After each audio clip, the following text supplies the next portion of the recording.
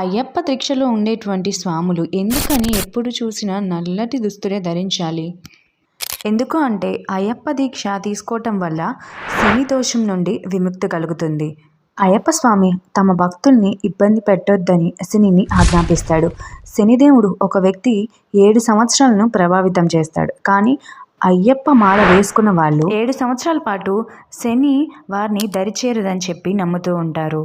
అందుకే స్వాములు 41 రోజులు దీక్ష తీసుకున్న వాళ్ళు రోజుకి ఒక్కసారి మాత్రమే తినటం, చల్లటి నీటితో స్నానం చేయటం, అలాగే నేల మీద పడుకోవడం ద్వారా ఎదురయ్యే ఇబ్బందులను అనుభవిస్తారు. శనీశ్వరుడితో అయ్యప్ప స్వామి అంటం జరుగుతుంది. శనీశ్వరుడికి ఇష్టమైన రంగు నలుపు కాబట్టి అయ్యప్ప స్వామి తన భక్తులు నల్లటి బట్టలు ధరించి దీక్షని పూర్తి చేయడం జరుగుతుంది. అలాగే దీని వెనకాలన్న సైంటిఫిక్ రీజన్స్ తెలుసుకుందామా?